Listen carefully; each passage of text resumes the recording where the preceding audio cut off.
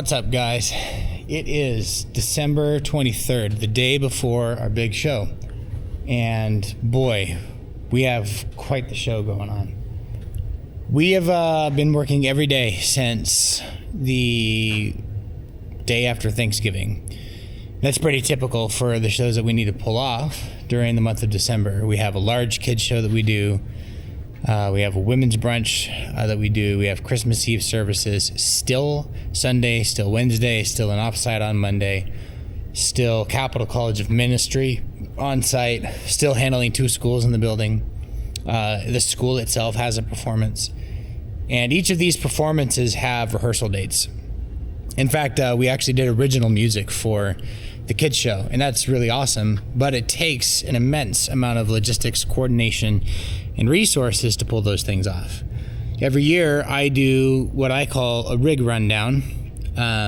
It's not a new term to me, it's just a common one used that I like. And I'm going to show you what all we've done from my perspective for the year and kind of walk through really quickly the choices that we've made, what's available here. Elevate Show Services is with us again this year, doing a phenomenal job, and I can't show you the rig because it's actually being fired from a wing surface from an Onyx setup, not from our console. So none of that can come on, but I'll show you what we put in, what we hung, and the work that went into it. I'm not going to recap the month because that would be crazy. I haven't really filmed all month except for the show that you just saw us do in Nampa, but it's been a lot, really great. I got to tell you, this is the first year that I've had a crew of 3 of us total. So 2 guys plus myself. We've had no problems. Stuff's gone well. The only thing that's pushing me a lot right now is the RF environment for this show, and I'll explain why here in a bit. But come along with me as we go through this stage and all of its equipment and what we're doing for this year's Christmas Eve services. Well, for everything that is important in this show, it lives in this world. This is where I've spent the last month preparing and running the shows that we have. In fact, some of the original equipment that you'll see in some footage here is not on this show. This is, of course, the end of the run. But everything that we are running for this show from a technical standpoint is coming from this side. As usual, the house system with 6 QLXD and 6 ULXD. We're using all that again. I do have some of my Sennheiser Generation 4 EW300 mics on here, and I'm using 935 and 835 capsules, and very pleased with those. This is a camera mess that I've been working on today to finish out the rest of the cameras. In fact, for this one, we'll be cutting 8 live cameras, and they are located here in viewable form. This is just for those of us who are show crew and we can keep up with what's happening. Production control is as it always is in the other room. So I'm running a Canon CRN 300 in the rear of the room, and then I have just a very basic NDI Avcans camera that's outputting SDI over the drum cage, and it's coming in input 8. So it's my 8th camera for this show. The rest of them are wireless. All these are relatively cheap wireless, but they do pretty well.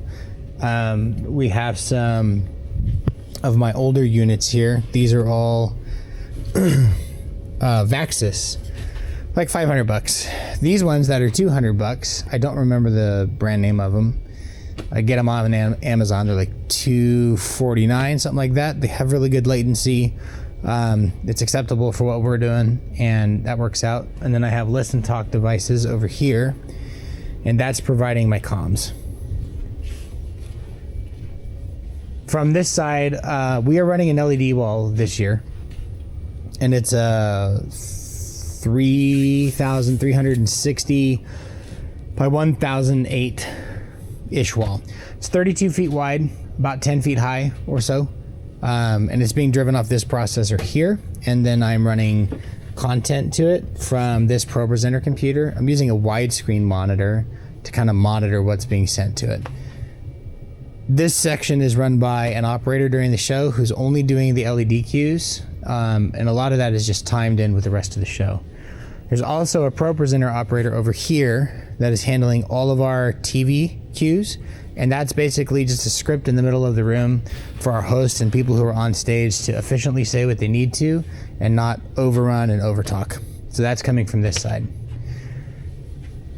All of this over here is Monitor World for me. I am the A2 for this show. Even though I'm the production manager, it's better for me to A2 a show and be a great assistant to my A1 who's driving front of house. So I've got my setup here. I've got my Pelican that I travel with up here with me for quick grabs. I got my in-ears all here, back here. These are my all-clairs. These are just a basic 4-driver flat set of in-ear monitors, and they work great for what I'm doing. I have my Paffle bus on this console mapped directly to this set of in-ears. And I'm using a PSM 300 to carry around with me so I can, hear stuff as I need to on and off stage. This side over here is control for everything that's on the network, and that could be Dante's stuff.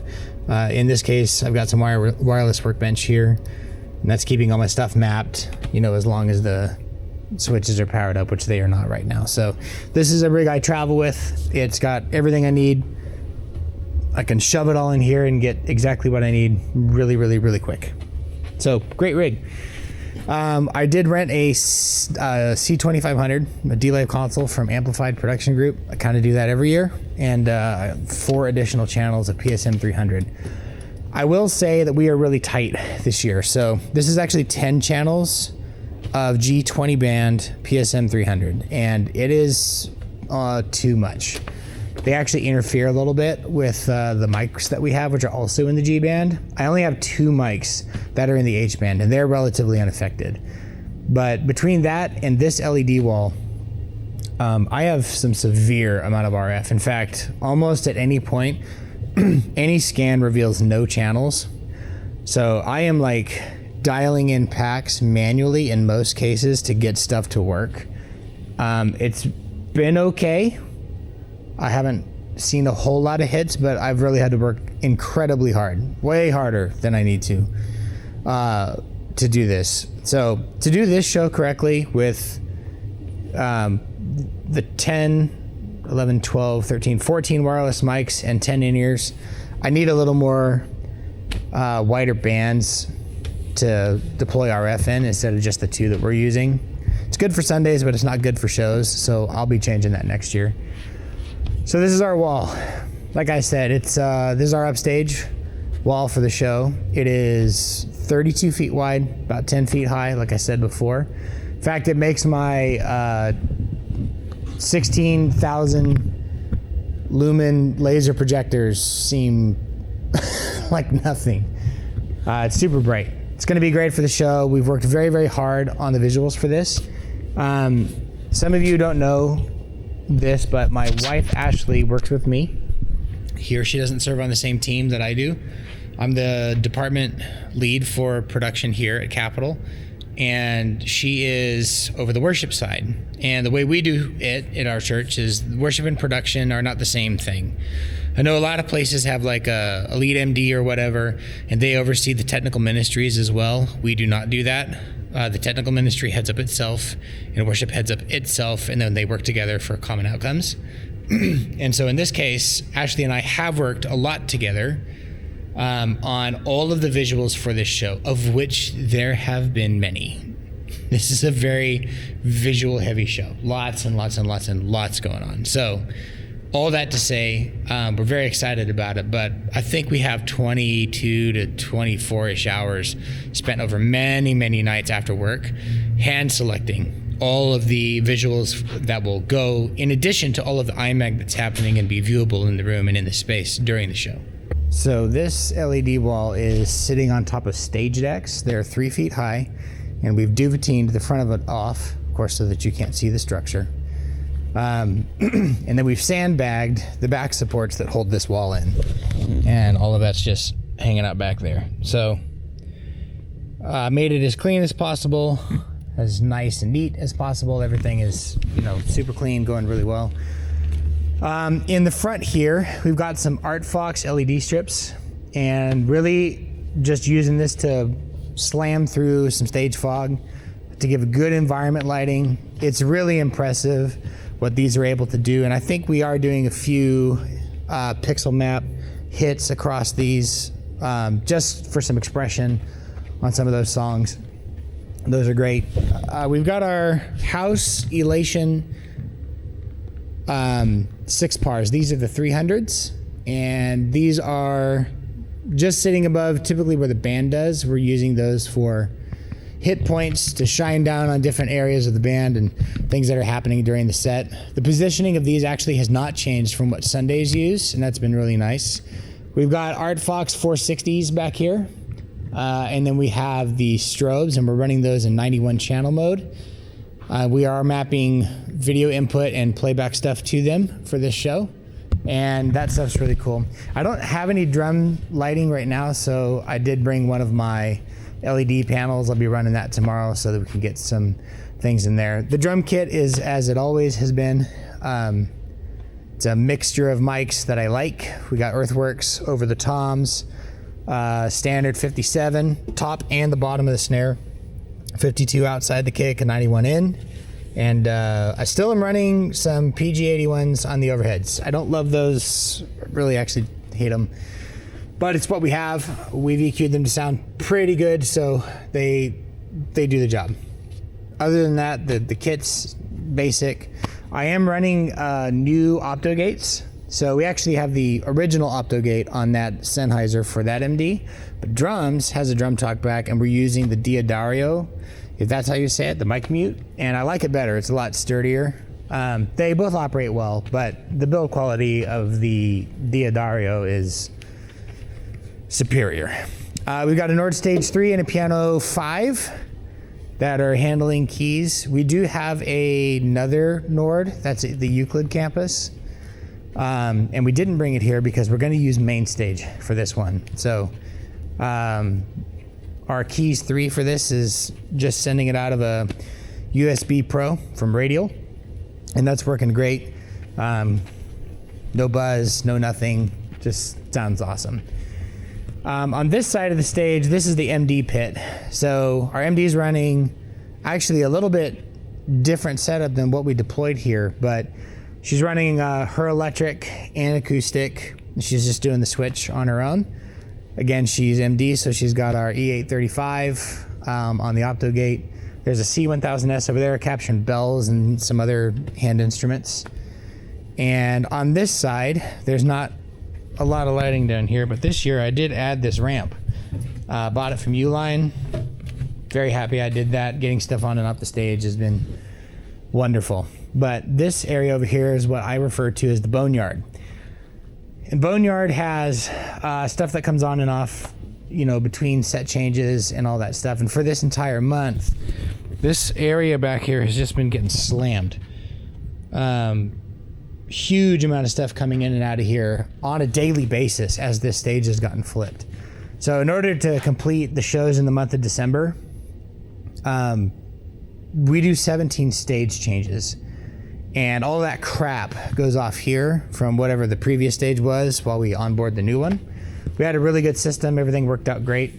The choir we did with the kids was 100 kids. You know, a lot of risers, bunch of microphones, headsets, wireless, monitors everywhere, and it had its own show plot and plan.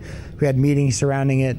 That's a big show. There's been 4 other shows like that, and then this one. And they all have to rotate around each other, like I said earlier. And so this stage got peeled a lot, thrown down into there, into the boneyard, brought back up, turned into something else. So the crew's done a very good job and executed well for as demanding as this month has been.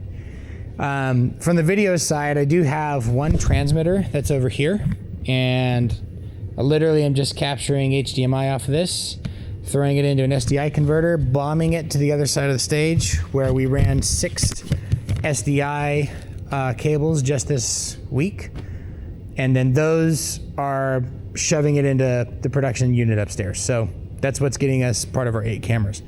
This is a lot of stuff to take out as soon as this is done, but all of this addition has been awesome. Matt and I loomed everything for the motors on this show, which I'll go into here shortly.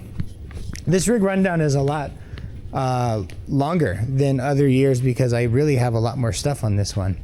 We're using a distro again. Traditionally, we only use the 110 side of a distro and maybe the 2130 side, but this one we're using Sako for lighting. We've got a 7-pin motor distro that's living down there in the hole, and that's of course running all of our points because we did fly stuff this year. I bought my own feeder, so I have some 2-aught, 100 feet of it, and it's sitting over here. Of course, we've got my converters on the ground. This is basically house power for our shows, and I don't know, excited to own my own feeder, I guess. That's all that is. So we did fly 4 spots per side and 2 crowd blinders on the inside of this truss. So there are 2 points that are holding this up.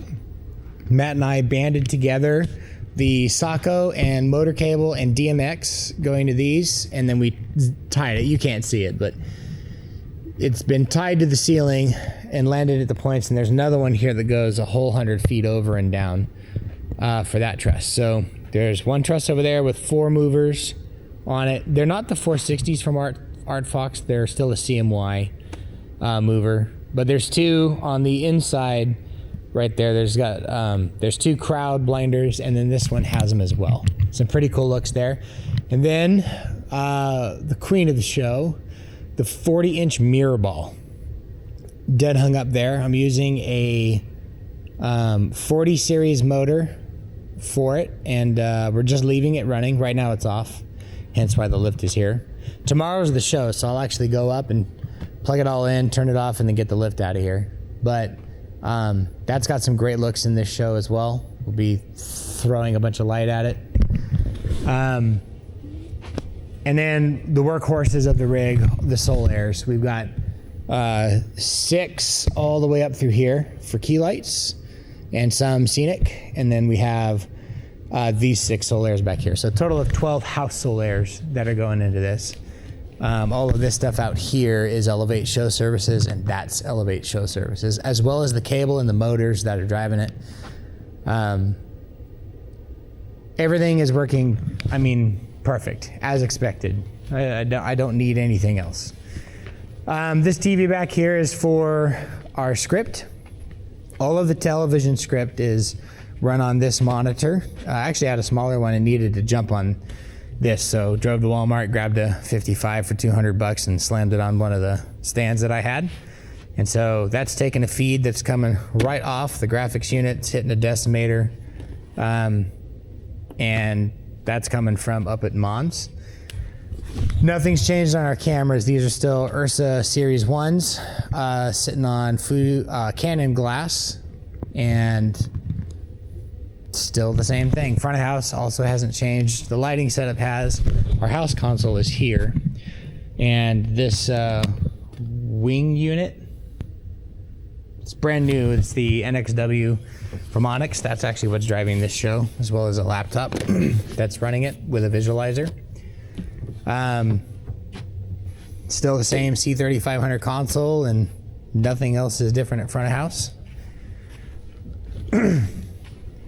So a lot of this rig was built around the use of the LED wall. We've been trying to do it for years, and we just did it. This year we made it happen. We cut some other things to make it happen, and everything that we worked for to make it look great really has turned out well. So I'm very proud of that. We're deploying it well. Everything we're doing with it makes sense, and I think we're going to end up running it Sunday too, so that'll be fun. There are a bunch of Solairs also around the stage. These are the shin kickers of the show, and there are some really cool effects that are coming from these. They're just some big, breathtaking moments that are really, really neat in this show, just because of the amount of lighting that's here, and the LED wall is a lighting source as well. It just looks good. The quality is going to be high. Nothing really to speak of on the stage that's crazy. All of my DIs everywhere are radial. That's the only thing I really carry. And I've got KSM8s for the wired mics from our company stock. We are providing all of the extra backline, all of the instrument stuff, minus owned instruments from our teams. And everything else that's here is a Hackler item. We also got some new stuff from Elite Core this year, like our True 1 to Edison boxes for power distribution. Very, very happy with those. I ordered 12 of them, so they are parked everywhere around the stage. Very convenient. Something I do for rehearsals that might be fun to just mention. I have a 58 always that's just right here. And so anyone who needs in-ear adjustments, I have that mic baffled in my ears at all times. So they can come up, talk right in it. It goes to the desk. I'm hearing what they're saying, and I can, because I have additive baffle enabled here, I can keep that mic in baffle and then hit their mix, still hear what they're asking for, but hear what they're hearing and make changes to the desk that way. That's pretty much it for in here. It's been a great show. It's been a crazy month. I've been in and out of our 26-foot box truck and our 15-foot box truck more times than I can count. It's kind of been crazy. We've had just all kinds of stuff going on. But again, because we have the right equipment and because we've sourced so many good things and planned this stuff so far out, I think we're 10 weeks into this process. Everything goes great because of the planning that's happening and how much time and effort and thought processes have gone into what this show is supposed to be, and that changes every year. So pretty excited about what's going on here, and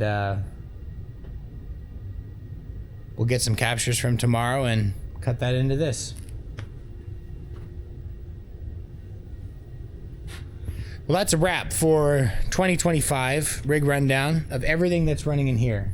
It is not possible with the scale of the show that we're doing now to go through every little thing and every decision that's been made. The video would be 3 hours long. And not because I talk long, just because there's so much stuff that's happening here. So I think I'll pick up on, I think what I'll do is I'll go from here and bring you into the live show. I'm going to try to record what it looks like to have our feed come into ears, making those decisions and helping the team out with that tomorrow. And we'll do that. Well, that's a wrap for the year 2025. This is the rig rundown for Christmas Eve. And it's been an insane month. There's been some kind of show or rehearsal or a changeover on this stage every day since the end of November. Our team's done well. We have all kinds of stuff here. In fact, this video simply would be way too long to cover everything that's here. So I've given a synopsis, if you will, of what's happening here. We're really blessed. None of this existed in this fashion a couple of years ago. So it's pretty awesome that we can do things at this scale. And it's awesome that our company has prospered enough to be able to offer so many things here that just make the job easy. It's a privilege to have all of these things and to be able to do stuff on this level and still really enjoy doing it. That's it for the year. Up next in this video will be some of the live footage from actually doing the show and some of the live cuts from how it got produced and what went to television. So in 3, 2, 1, go for show.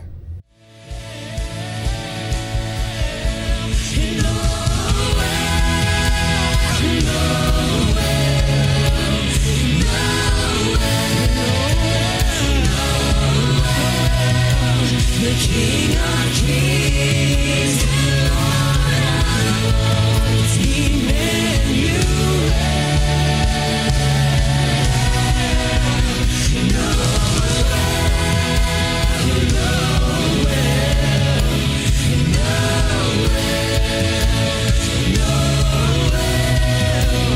He has come to save you, save me. We sing Noel.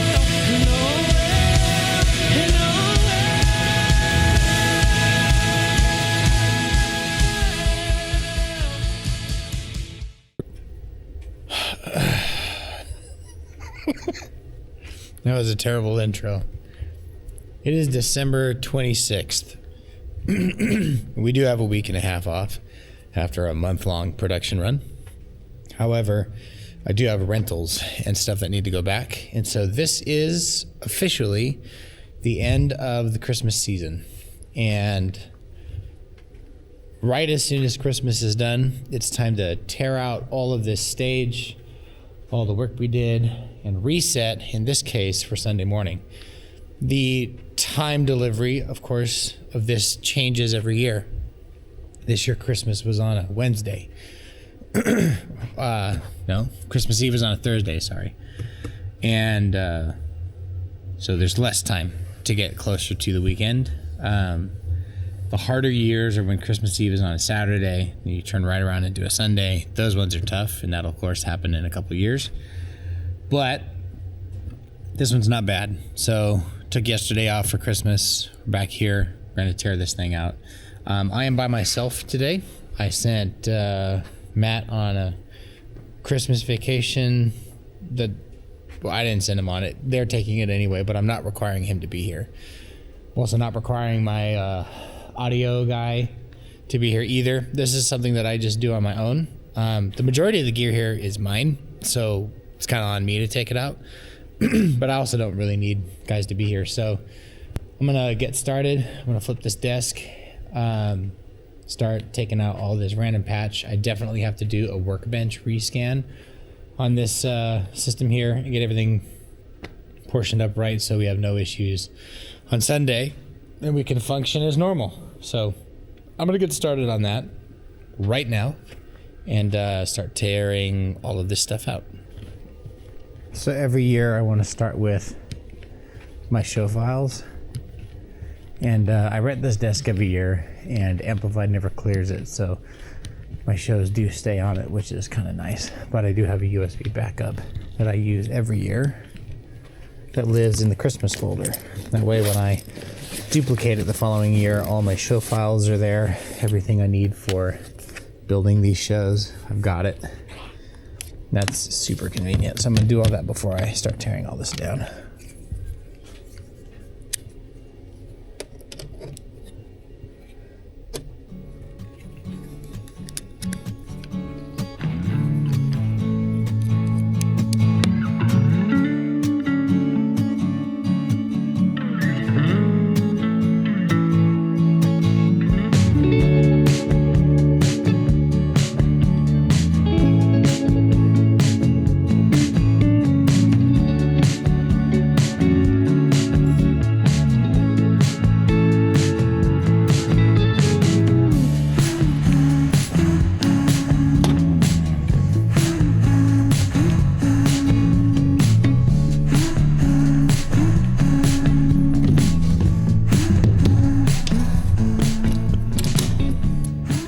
Okay, so some of you who saw me unplug that snake just now may be wondering, why is the snake backwards?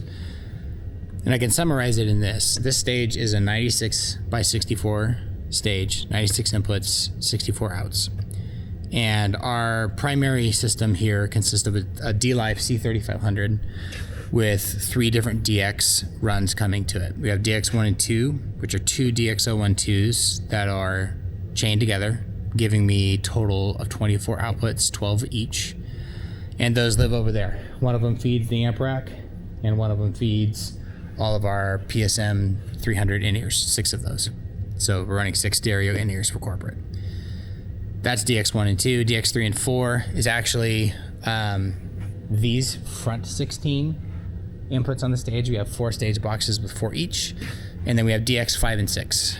DX5 is a 16 input channel snake over there, and that's for the RF snake. And we are putting 12 wireless into that at the moment. It's patched for 16 though. And then the other one that's linked to it is 17 through 32 for DX5 and 6, and that's in the drum cage. And we're using 12 of the 16 inputs for that. So all of this system that we have here is DX, not DT. And so since none of that's Dante available on a network, in order to get Mons done this year with a 71 input show, we pulled all of the channels from front of house and just send them over the Dante network off a preamp. I ended up mixing with trims since I don't have just a side snake big enough, a monitor snake with a split that I can do this with. We do have a 56 channel input snake, but it's only for the 40 inputs on stage and these front 16. It doesn't include drums or RF or any of that. So none of those are good options to get a monitor workflow that makes sense surrounding the other like 13 stages we flipped this month. So instead I just sent the entire Christmas show over Dante, and then I used that snake that I just unplugged and I put 8 of the microphones that are coming in, which really was the vocal mics for this show. I put them in the RF snake that's up there, and I just routed them back out of the outputs, each mic, to be able to use the preamp on the desk to get the gain that I needed. So basically the whole Christmas show was Dante post preamp on everything except for the wireless mics. The wireless mics, I effectively turned that snake into a XLR-Y, if you will, a glorified XLR-Y, and shoved that back into the desk. That way I could have individual gain control on the microphones. The band, whatever, it's not really going to change. Vocal mics do a lot, so I put that in there. And so what I did is I took a male to female, fan to fan snake, and ran that up in there, put it into the head of this snake, and then ran this backwards with the male ends input into the monitor console. So if you were wondering why that snake was backwards, it's because I was hacking together a gain structure that worked for the wireless mic, so I didn't have to use the board trim. I accidentally left the dust cover off. I do this every year.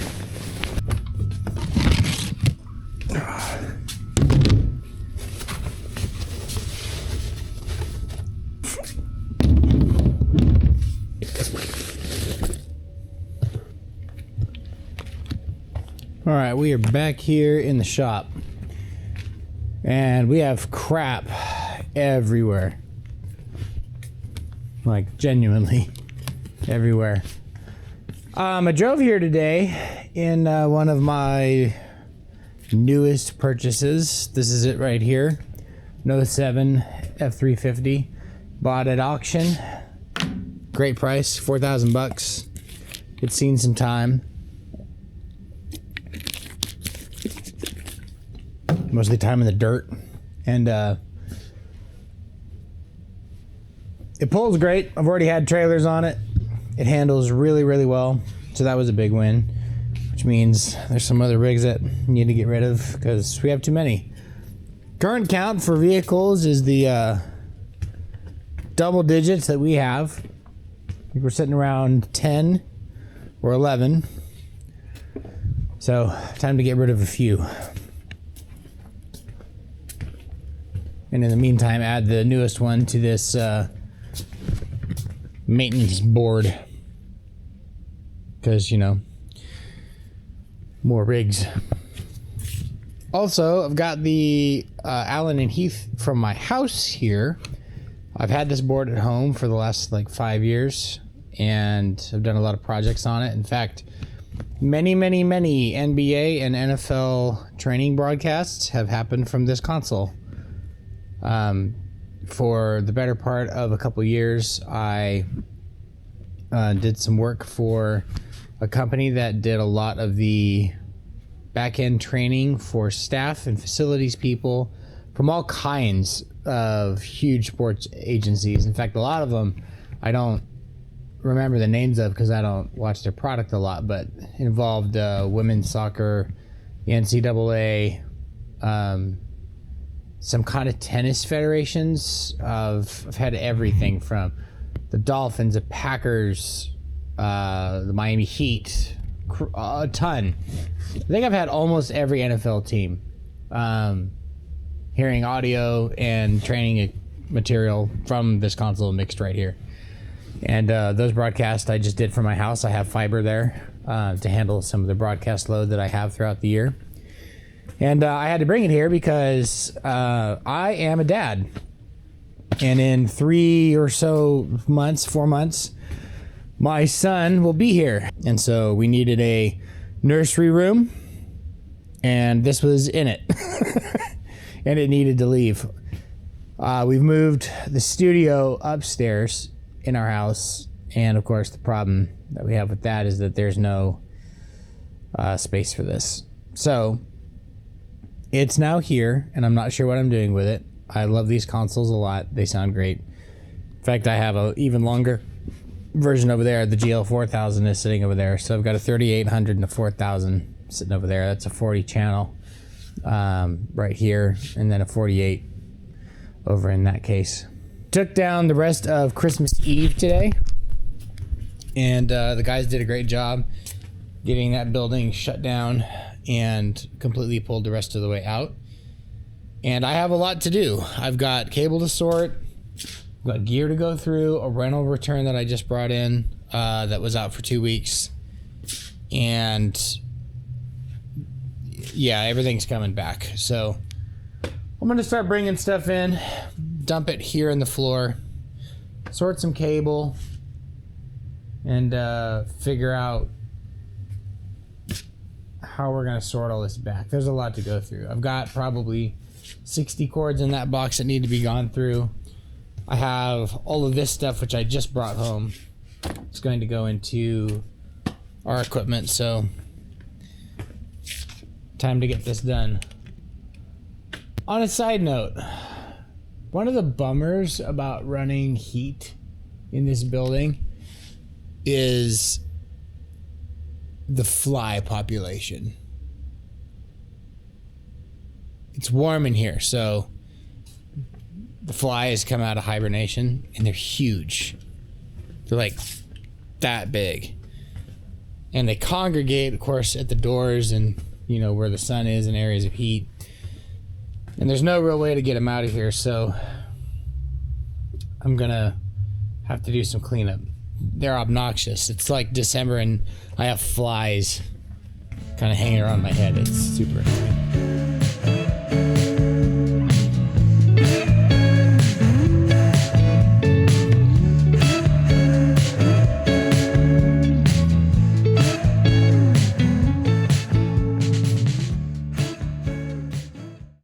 Okay, I'm kind of at a stopping point because the trailer still has stuff in it, but I don't have really any room to walk.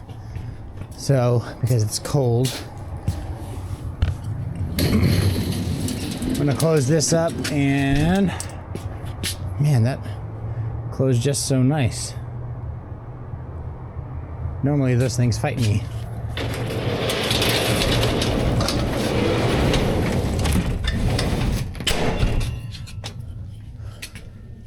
All right, I kind of have this pathway to walk through right now. And that's about it. Because I just have a ton of stuff that is scattered here all the way around.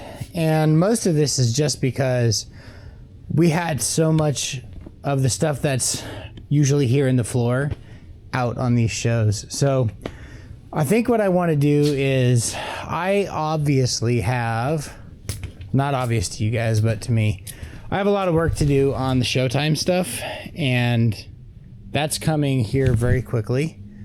Mainly because we have some stuff that needs mobile video equipment. I'm getting ready to build a couple of boxes with the parts that we have, as well as, you know, get started on this ambulance, which is going to be very fun. In fact, that lift over there is going to move over here so that I can go in and out of that back door for the ambulance. Make it kind of nice. In the meantime, this is basically everything that's come off the Christmas Eve show, and it's a lot. The Novastar LED wall processor and other video stuff was in here. We had a small mixer sending crew feed, which is basically just a mix off of one of the desks and a couple of inputs getting sent out for them for cues and timing and wall stuff. The mic stand kit's back. We had both of our LG production monitors out in that kit. One of our camera lines needs to go back in its box, wherever that ended up. I have no idea. Might even still be in the trailer. This is our engineering rack. It has Dante control, workbench. I use this very heavily on this show for different changes and a lot of scans in between shows. Got our DI package. There's probably 12 58s in that mic box right now that need to get put away. That's the drape. We had a bunch of drape out. In fact, the pipes are all still in the trailer. I've got random power, cable, DMX, this 50 amp cord that's got to leave, or rather a bunch of it. We've got new heads arriving for this. That's about ready to get built. This random SDI and this lighting crap needs to go away. A lot of this stuff just needs sorted through. And I kind of need the space that's back here, so all of this Front Row Sports Network stuff's going to go. There are actually boxes for every one of these, so that kind of needs to happen. I'm just at a standstill because I have space getting taken up by so many things. It's just poorly organized. So I'm going to turn on the TV and do some sorting, and I'm not going to time lapse that because it sucks to go to this camera and return it on every 10 minutes.